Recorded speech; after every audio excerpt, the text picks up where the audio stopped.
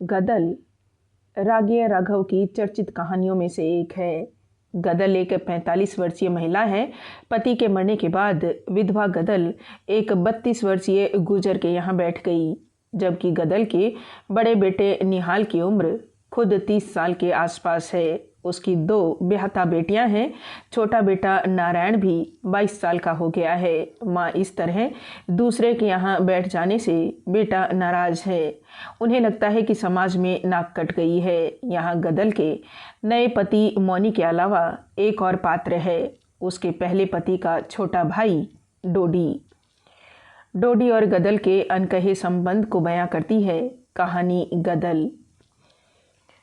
बाहर शोरगुल मचा। डोडी ने पुकारा, कौन है? कोई उत्तर नहीं मिला। आवाज़ आई, हत्यारिन, तुझे कत्ल कर दूंगा। स्त्री का स्वर आया, करके तो देख, तेरे कुनबे को डायन बन के न खा गई निपुते। डोडी बैठा न रह सका, बाहर आया। क्या करता है, क्या करता है निहाल? डोडी बढ़कर चिल्लाया, आखिर तेरी मैया है। मैया है कहकर निहाल हट गया। और तू हाथ उठा के तो देख, स्त्री ने फुफकारा। कड़ी खाए, तेरी इस सीख पर बिल्लियाँ चलवा दूँ। समझ रखियो, मत जान रखियो। हाँ, तेरी आसरतू नहीं हूँ। भाभी, डोडी ने कहा, क्या बकती है, होश में आ। वह आगे बढ़ा। उसने मुड़कर कहा, जाओ तुम सब लोग जाओ। निहाल हट गया। उसके साथ ही सब लोग इधर उधर हो गए। डोडी निस्तब्ध छप्पर के नीचे लगा बरेड़ा पकड़े खड़ा रहा। स्त्री वहीं बिफरी हुई सी बैठी रही। उसकी आंखों में आग सी जल रही थी। उसने कहा, मैं जानती हूँ निहाल में इतनी हिम्मत नहीं। यह सब तैने किया है देवर? हाँ गदल, डोडी ने धीरे से कहा, मैं नहीं किया है। गदल सिमट गई। कहा, क्यों, तुझे क्या ज़रूरत थी? डोडी कह नहीं सका। वह ऊपर से नीचे तक झंझना उठा। 50 साल का वह लंबा खारी गुजर, जिसकी मूछें खिचड़ी हो चुकी थी, छप्पर तक पहुंचा सा लगता था। उसके कंधे की चौड़ी हड्डियों पर अब दिए का हल्का प्रकाश पड़ रहा था। उसके शरीर पर मोटी फतूही थी और उसकी धोती घुटनों के नीचे उतरने के पहले ही झूल देकर चुस्त सी ऊपर की ओर लौट जाती थी। उसका हाथ कर रहा था और वह इस समय निस्तब्ध खड़ा रहा। स्त्री उठी। वह लगभग 45 वर्षीय थी और उसका रंग गोरा होने पर भी आयु के धुंधलके में अब मैला सा दिखने लगा था। उसको देखकर लगता था कि वह फुर्तीली थी। जीवन भर कठोर मेहनत करने से उसकी गठन के ढीले पड़ने पर भी उसकी फुर्ती अब तक मौजूद थी। तुझे शर्म नहीं आती गदल? डोडी ने पूछा। क्यों, शर्म क्यों आएगी? गदल ने पूछा। डोडी क्षण भर सकते में पड़ गया। भीतर के चौबारे से आवाज़ आई, शर्म क्यों आएगी इसे? शर्म तो उसे आए जिसकी आंखों में हया बची हो। निहाल, डोडी चिल्लाया। तो चुप रहे। फिर आवाज़ बंद हो गई। गदल ने कहा, मुझे क्यों बुलाया है तूने? डोडी ने इस बात का उत्तर नहीं दिया। पूछा, रोटी खाई है? नहीं। गदल ने कहा, खाती भी कब? कमबख्त रास्ते में मिले, खेत होकर लौट रही थी। रास्ते में अन्य कंडे बीन कर संझा के लिए ले जा रही थी। डोडी ने पुकारा, निहाल, बहू से कह अपनी सास को रोटी दे जाए। भीतर से किसी स्त्री की ढीठ आवाज़ सुनाई दी, अरे अब लोहारों की बैयर आई है, उन्हें क्यों गरीब खारियों की रोटी भाएगी? कुछ स्त्रियों ने ठहाका लगाया। निहाल चिल्लाया, सुन ले परमेश्वरी, जग हंसाई हो रही है। खारियों की तो तूने नाक कटाकर छोड़ी। गुन्ना मरा तो 55 बरस का था। गदल विधवा हो गई। गदल का बड़ा बेटा निहाल 30 वर्ष के पास पहुंच रहा था। उसकी बहू दुल्ला का बड़ा बेटा 7 का, दूसरा 4 का और तीसरी छोरी थी जो उसकी गोद में थी। निहाल से छोटी तरा ऊपर की 2 बहनें थीं, चंपा और चमेली, जिसका क्रमशः झाज और विश्वसरा गांव में ब्याह हो गया था। आज उनकी गोदियों में उनके लाल उतरकर धूल में घुटरुवन चलने लगे थे। अंतिम पुत्र नारायण अब 22 का था, जिसकी बहू दूसरे बच्चे की मां बनने वाली थी। ऐसी गदल इतना बड़ा परिवार छोड़कर चली गई थी और 32 साल के एक लोहरे गुजर के यहाँ जा बैठी थी। डोडी गुन्ना का सगा भाई था, बहू थी, बच्चे भी हुए, सब मर गए। अपनी जगह अकेला रह गया। गुन्ना ने बड़ी बड़ी कही, पर वह फिर अकेला ही रहा। उसने ब्याह नहीं किया, गदल ही के चूल्हे पर खाता रहा। कमा कर लाता वो उसी को दे देता, उसी के बच्चों को अपना मानता। कभी उसने अलगाव नहीं किया। निहाल अपने चाचा पर जान देता था और फिर खारी गुजर अपने को लोहारे से ऊंचे समझते थे। गदल जिसके घर बैठी थी उसका पूरा कुनबा था। उसने गदल की उम्र नहीं देखी, यह देखा कि खारी औरत है, पड़ी रहेगी। चूल्हे पर दम फूकने वाले की ज़रूरत भी थी। आज ही गदल सवेरे गई थी और शाम को उसके बेटे उसे फिर बांध लाए थे। उसके नए पति मोनी को अभी पता भी नहीं हुआ होगा। मोनी रंडुआ था। उसकी भाभी जो पांव फैलाकर मटक मटक कर छाछ बिलोती थी, दुल्लो सुनेगी तो क्या कहेगी। गदल का मन विक्षोभ से भर उठा।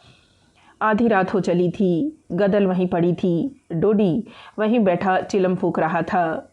उस सन्नाटे में डोडी ने धीरे से कहा, गदल। क्या है? गदल ने हौले से कहा। तू चली गई ना? गदल बोली नहीं। डोडी ने फिर कहा, सब चले जाते हैं। एक दिन तेरी देवरानी चली गई, फिर एक एक करके तेरे भतीजे भी चले गए, भैया भी चला गया, पर तू जैसी गई वैसे तो कोई भी नहीं गया। जग हंसता है, जानती है? गदल बुरबुराई।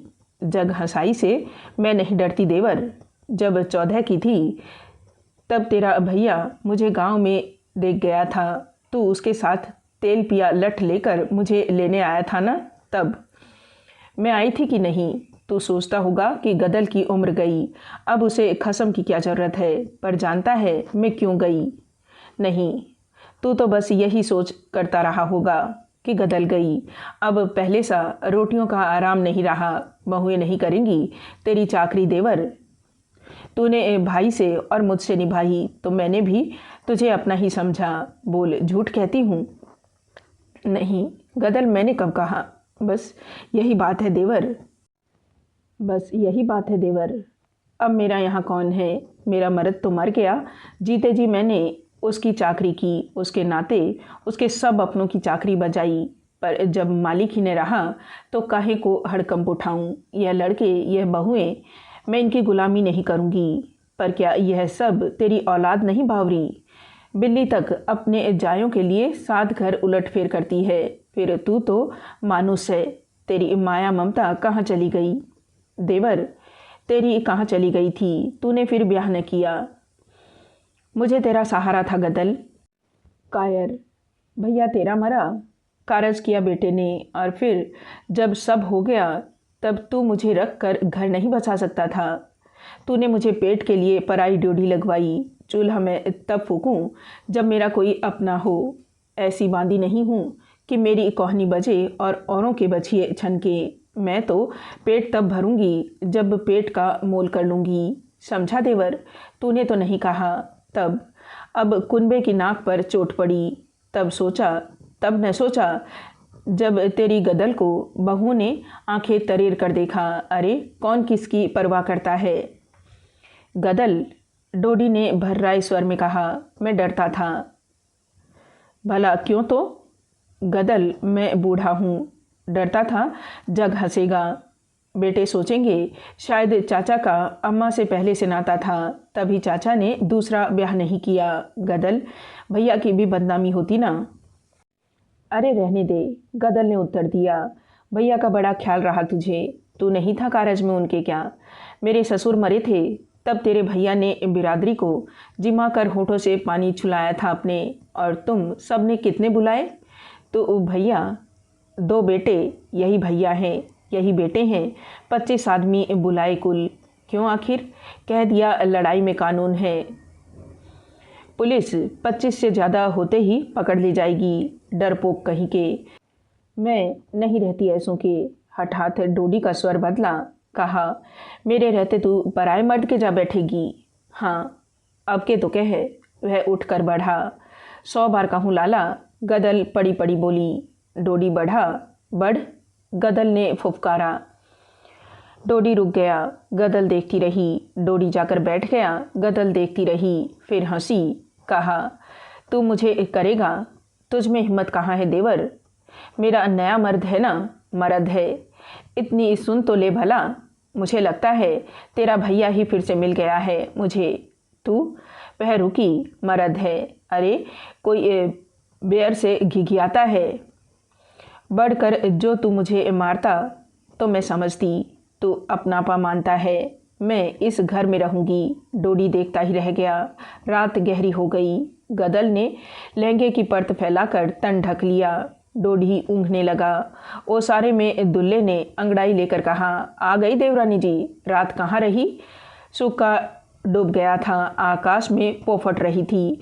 बैल अब उठकर खड़े हो गए थे। हवा में एक ठंडक थी। गदल ने तड़ाक से जवाब दिया, सो जेठानी, मेरी हुक्म नहीं चला मुझ पर। तेरी जैसी बेटियां हैं मेरी। देवर के नाते देवरानी हूँ, तेरी जूती नहीं। दुल्लो सक पका गई। मौनी उठा ही था, भन्नाया हुआ आया। बोला, कहाँ गई थी? गदल ने घूंघट खींच लिया पर आवाज़ नहीं बदली। कहा, वही ले गए मुझे घेर कर। मौका पाके निकल आई। मौनी दब गया। मौनी का बाप बाहर से ही ढोर हाँक ले गया।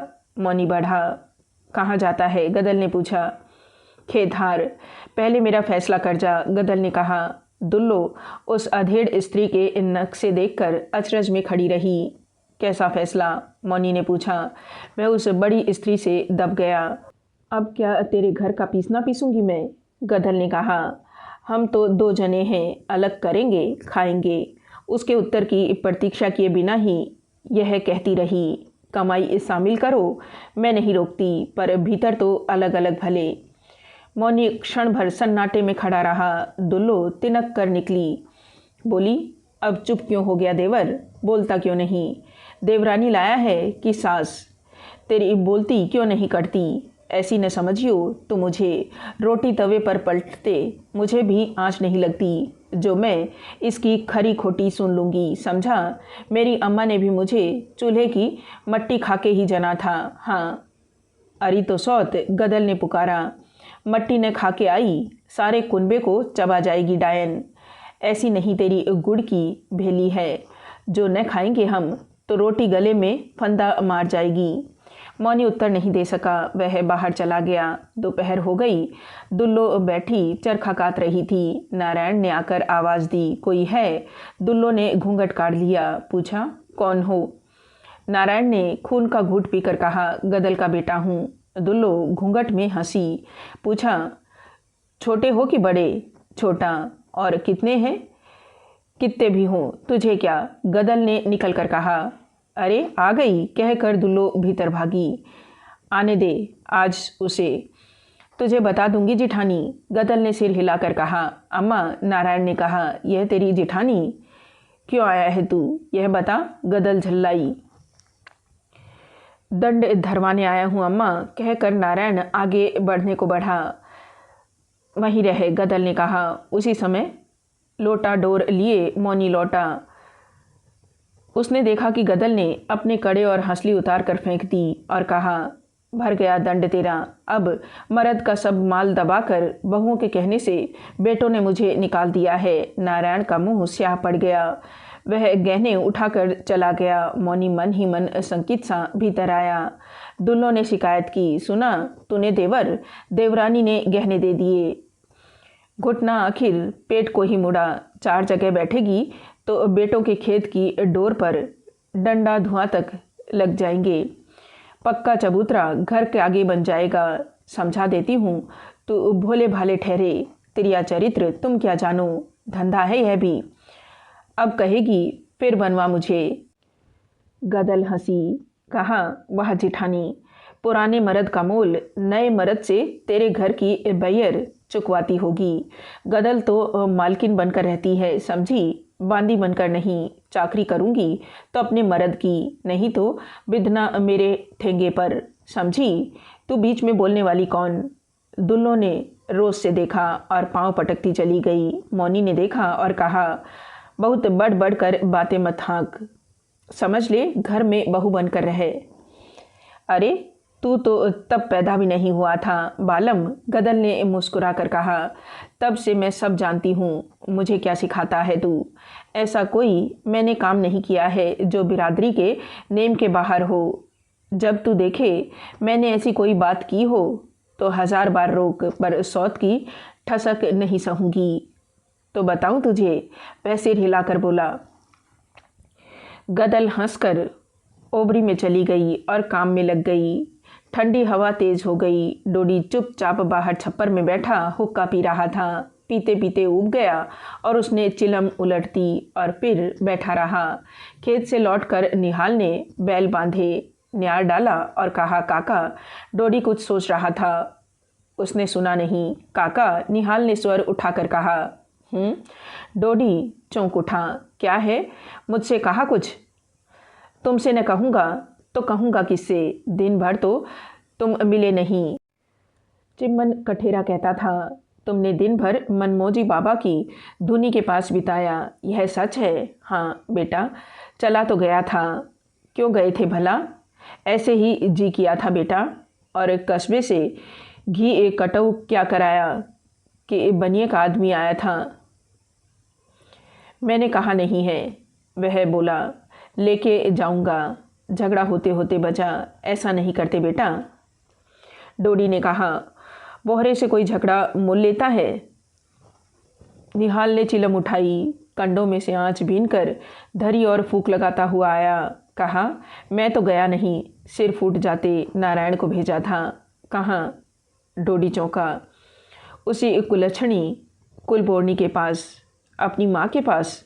न जाने तुम्हें उससे क्या है, अब भी तुम्हें उस पर गुस्सा नहीं आता। उसे माँ कहूँगा मैं। पर बेटा तू न कह, जग तो उसे तेरी माँ ही कहेगा। जब तक मर्द जीता है लोग बैर को मर्द की बहू कहकर पुकारते हैं। जब मर्द मर जाता है तो लोग उसे बेटे की अम्मा कहकर पुकारते हैं। कोई नया नेम थोड़े ही है। निहाल भुनभुनाया। कहा, ठीक है काका, ठीक है, पर तुमने अभी तक ये तो पूछा ही नहीं कि क्यों भेजा था उसे। हाँ बेटा, डोडी ने चौंक कर कहा। यह तो तूने बताया ही नहीं। बताना। दंड भरवाने भेजा था, सो पंचायत जुड़वाने के पहले ही उसने तो गहने उतार फेंके। डोडी मुस्कुराया। कहा, तो वह यह बता रही है कि घर वालों ने पंचायत भी नहीं जुड़वाई, यानी हम उसे भगाना ही चाहते थे। नारायण ले आया। हाँ, डोडी सोचने लगा। मैं फेर आऊँ? निहाल ने पूछा। नहीं बेटा, डोडी ने कहा। वह सचमुच रूठ कर ही गई है, और कोई बात नहीं है।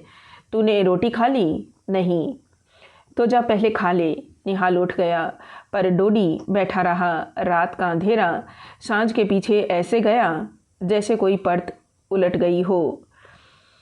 दूर ढोला गाने की आवाज़ आने लगी। डोडी उठा और चल पड़ा। निहाल ने बहू से पूछा, काका ने खा लिया? नहीं तो।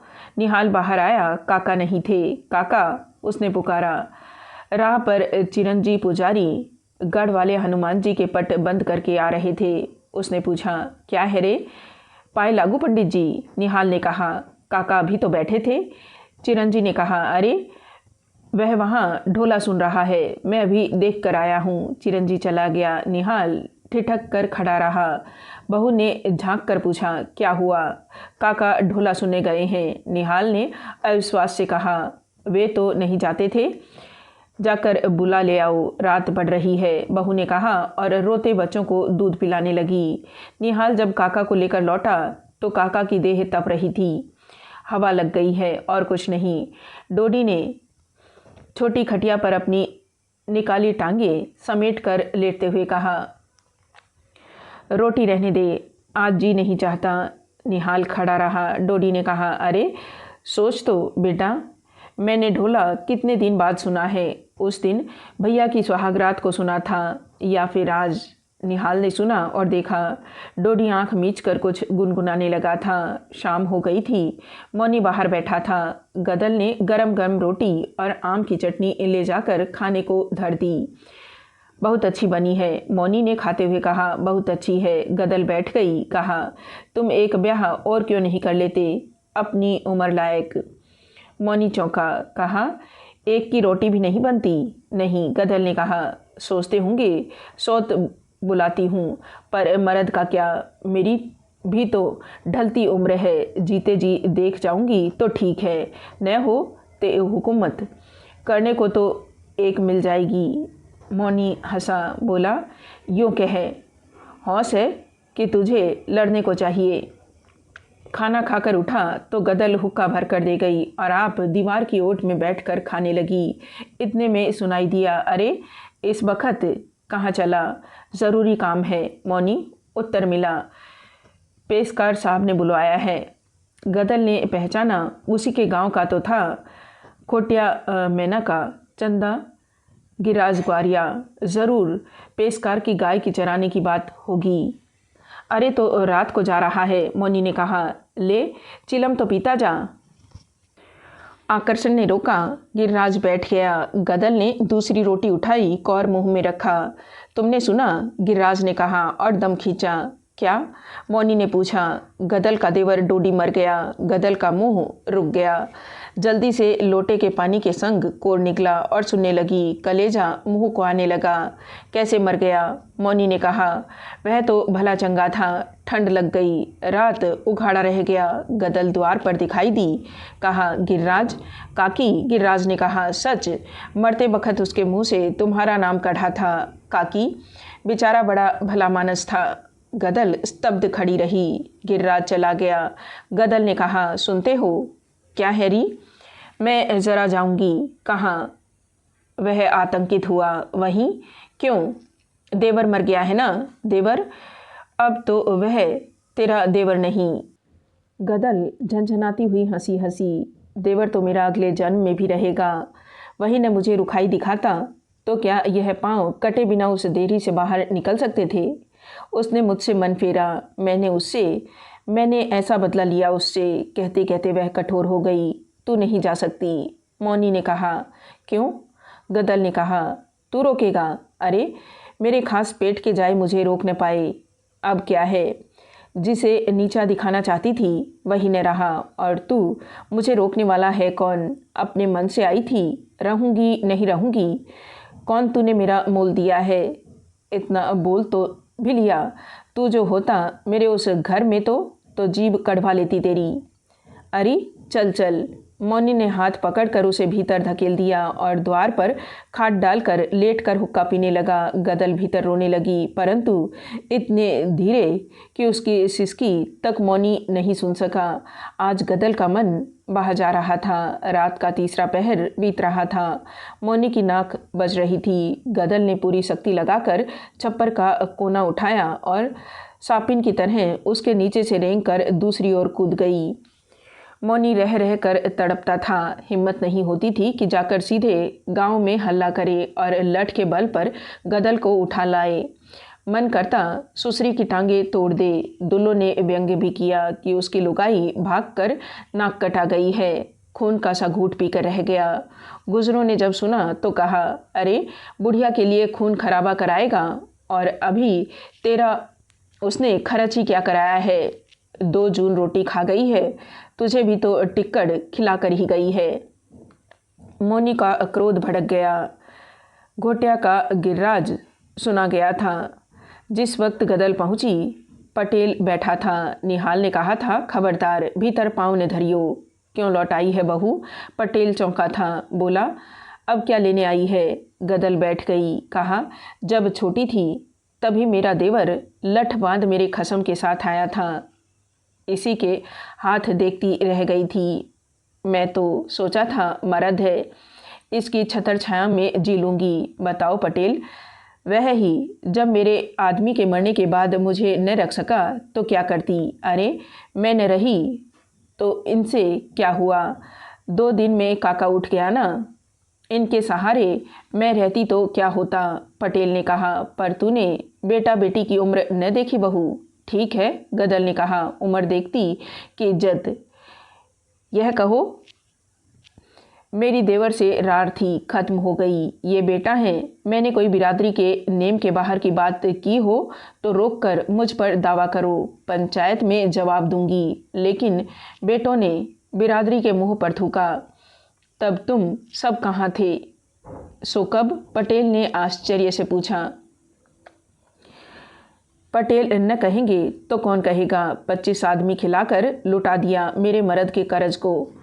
पर पगली, यह तो सरकार का कानून था। कानून था? गदल हंसी। सारे जग में कानून चल रहा है पटेल। दिन दहाड़े भैंस खोल कर लाई जाती है। मेरे ही मर्द पर कानून था, यूँ न कहोगे? बेटों ने सोचा। दूसरा अब क्या धरा है? क्यों पैसा बिगाड़ते हो कायर कहीं के? निहाल गर्जा। कायर? हम कायर? तो सिंघनी? हाँ, मैं सिंघनी। गदल तड़पी। बोल, तुझमें है हिम्मत? बोल।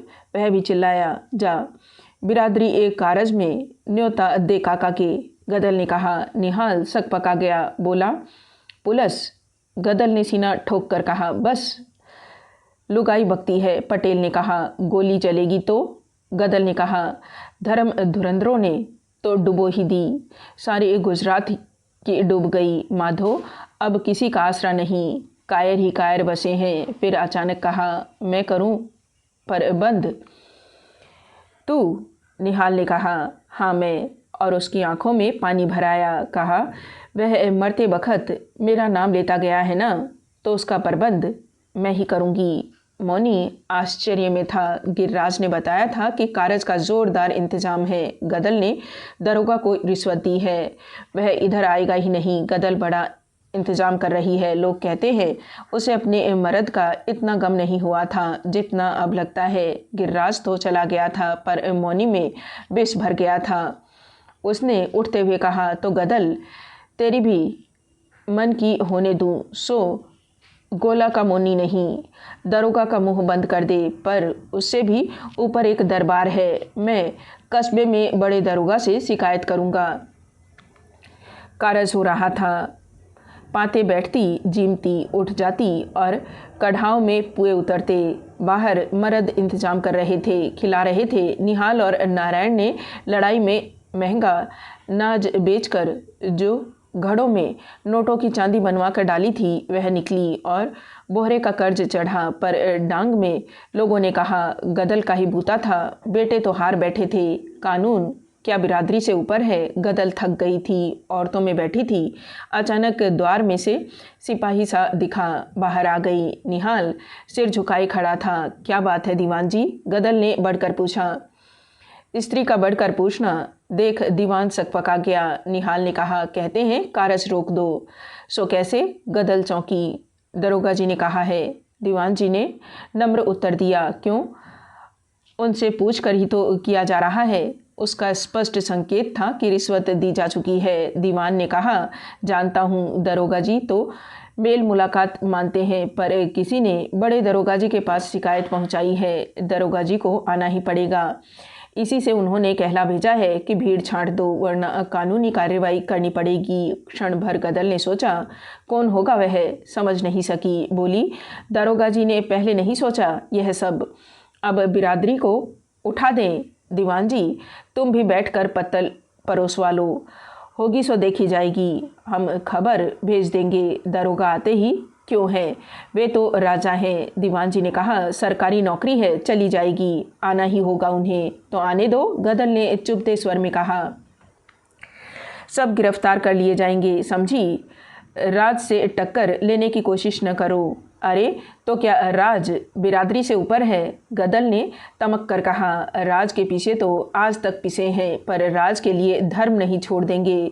तुम सुन लो, तुम धर्म छीन लो तो हमें जीना हराम है। गदल के पांव के धमाके से धरती चल गई। 3 पाते और उठ गई। अंतिम पांत थी। निहाल ने अंधेरे में देखकर कहा, नारायण जल्दी कर, 1 पांत बची है ना?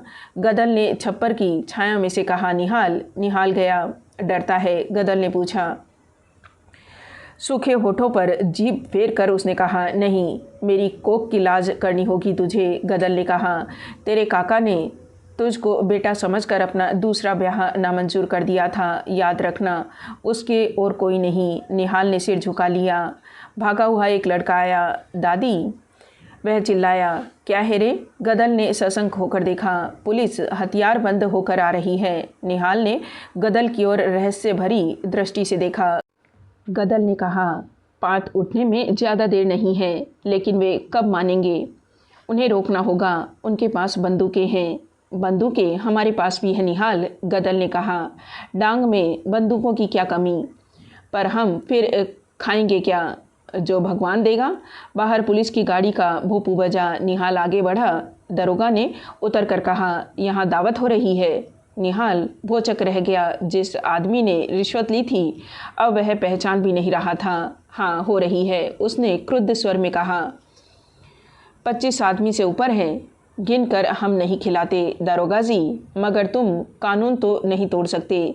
राज का कानून कल का है, मगर बिरादरी का कानून सदा का है। हमें राज नहीं लेना है, बिरादरी से काम है, तो मैं गिरफ्तार करूँगा। गदल ने पुकारा, निहाल। निहाल भीतर आया। गदल ने कहा, पंगत होने तक इन्हें रोकना ही होगा, फिर सबको पीछे से निकाल देंगे। अगर कोई पकड़ा गया तो बिरादरी क्या कहेगी? पर वे वैसे न रुकेंगे, गोली चलेंगी। तू न डर। छत पर नारायण 4 आदमियों के साथ बंदूक के लिए बैठा है। निहाल कांप उठा। उसने एक घबराए हुए स्वर से समझने की कोशिश की। हमारी टोपीदार है, उनकी राइफल। कुछ भी हो, पंगत उतर जाएगी और फिर तुम सब भागना। हठात लालटेन बुझ गई। धाए धाए की आवाज़ आई। गोलियां अंधकार में चलने लगी। गदल ने चिल्लाकर कहा, सौगंध है खाकर उठना। पर सबको जल्दी की फिक्र थी। बाहर धाए धाए हो रही थी। कोई चिल्लाकर गिरा। पांत पीछे से निकलने लगी। जब सब चले गए, गदल ऊपर चढ़ी। निहाल से कहा, बेटा। उसके स्वर की अखंड ममता सुनकर निहाल के रोंगटे उस हलचल में भी खड़े हो गए। इससे पहले कि वह उत्तर दे, गदल ने कहा, तुझे मेरी कोक की सौगंध है। नारायण को और बहू बच्चों को लेकर निकल जो पीछे से।